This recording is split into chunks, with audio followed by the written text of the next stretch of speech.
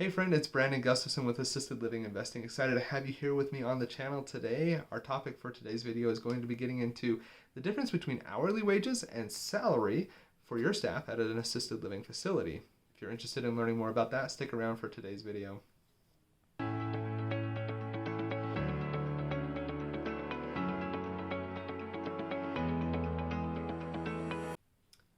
Hey friend, it's Brandon Gustafson. I own and operate 2 assisted living facilities, and I created this channel to help people just like you learn the ins and outs of investing in assisted living facilities. Welcome to Assisted Living Investing.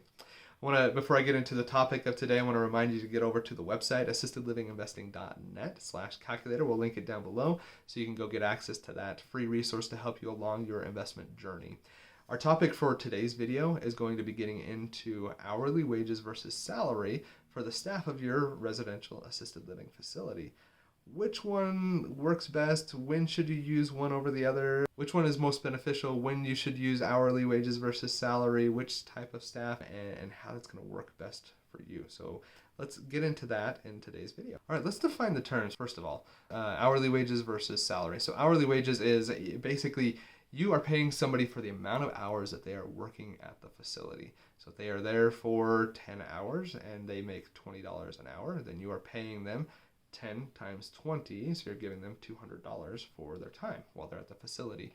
Typically, with an hourly person, they're going to be working around that 40-hour mark. That's kind of what the standard is here in the United States for a working time. And if they go above that, you're going to be paying overtime, which could be 1.5%. And you may even consider on holidays doing double time. So if you're paying somebody $20 an hour and they're working overtime, and that's 1.5, you're going to be at $30 an hour for that time where they work the overtime. So you kind of want to be aware of how that's going to work, how it's going to impact you, and also quick tip here, why you would want to make sure that you are fully staffed. The more fully staffed you are, the less overtime that is worked, and that's just going to reduce the cost that you have because then you're not paying people time and a half. Some of your staff really want to work that extra overtime. They count on it. We've actually had people quit our facilities because we are fully staffed and they wanted the overtime. So weirdly enough, that can happen. Salary. What is salary? So it's you have a base amount. So call it $50,000 a year. You're paying that person, let's make the math easy, $52,000 a year. You're paying that person $52,000 a year. That is $1,000 per week, regardless of how many hours they work. Typically with salary, you are working until the job gets done, and you're getting through that process, and you might have to work 50, 60 hours in 1 week, and some weeks you might be working 35, but regardless of how many hours you work, you're getting paid that salary. And so, that's kind of the pros and cons and how those two different things work. Now let's get into some of the key differences here on how this is going to work. So your payment consistency, we talked about this a little bit, but hourly, you're going to they're getting paid for the amount of hours that they worked, and you're paying them on a regular basis, typically every other week, and it's going to fluctuate based off of the amount of hours that they work. Salary, you're going to also pay them on that same schedule, but they know exactly how much money, and it is steady. They know exactly how much money they're going to be receiving as they go through that process. Next is overtime eligibility. So those that work hourly, and we touched on this previously as well, they are going to qualify for overtime. And you can decide how you want to do this as a business. Typically, though, people are getting paid 1.5 times for overtime. That's very common here in this industry and just kind of in the economy as a whole. Salary, on the other hand, does not qualify for overtime, though if you wanted to, you could set that up with your payroll vendor. And setting up salary plus overtime. You can offer that if you would like to. We don't, but it is something that you could do if you'd like to, and how you want to set that up and how people qualify for overtime. Next is job roles, and this is probably the most important piece of it. With hourly, you're probably going to be looking at the caregivers or the cleaning staff, the people that are there to provide the cares to the residents and help out there, and they are there for a shift, and they go there. Whereas the salary is going to be something that's more for management, something like your facility administrator, maybe an assistant administrator, depending on how you set that up. You're going to want to structure that. The operator could also be getting a salary depending on how you want to structure that. But the way that you're doing that with your salary is these people they've got to get their job done, and regardless of how long it's going to take them, it could again be 35 to 60 hours, somewhere in that range. but they're going to go in, they're going to get the work done, and then they're going to go and they're going to get paid a salary. They're going to be level on that. Now, what you're going to see here, though, with that is typically your people that are making a salary are going to be higher, quite a bit higher than those that are getting paid hourly.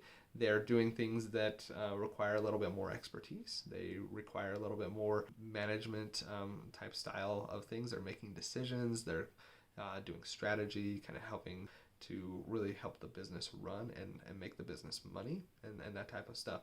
And so you want to make sure that you are fairly compensating those people that are on salary to keep them happy so that they stay at the facility and can help you through the process there. The next is going to be benefits and job security. So as you get into this, typically with hourly people, you're going to see there's less job security from them, but also they are not as consistent or reliable. To be honest, they are, they will very easily go to the next job that might pay them an extra 50 cents an hour because they're going to work the same amount of work and get paid a little bit more for it. And in their minds, they want that. And so they might do that. And so you just kind of have to be careful there and make sure your wages are competitive so that you can keep your staff and keep them all happy. Whereas your salary, typically they're going to be a little bit more committed to you because you're giving them a good amount of pay and you might be offering them benefits as well. Now, different states have different rules and things like that. In Colorado, we actually offer a retirement and PTO. And then for our administrator, we offer health insurance benefits for that individual. In Idaho, we offer PTO to our staff. The retirement that we offer in Colorado is actually a state-based program that is run through the state, and we just kind of facilitate it. But you want to look at these different types of benefits and see, which one hourly, do they get any benefits? If so, which ones do they get? Salary, same thing. Which benefits do they get, and what are you giving to those people to help kind of endear them to you and help them be happy about their decision to work with you at your facility? So, all that said, which of these structures is the right one for you when you're running your own facility? And I think there's a few different questions that you should be asking yourself as you're trying to figure out how much money you should be paying and what type of staff that you want to be having. Number one is going to be the specific role. What role is this person going to be? Are they going to be a caregiver? Are they going to be your administrator? And how do you want to adjust that with those individuals? That's really the key one in my mind.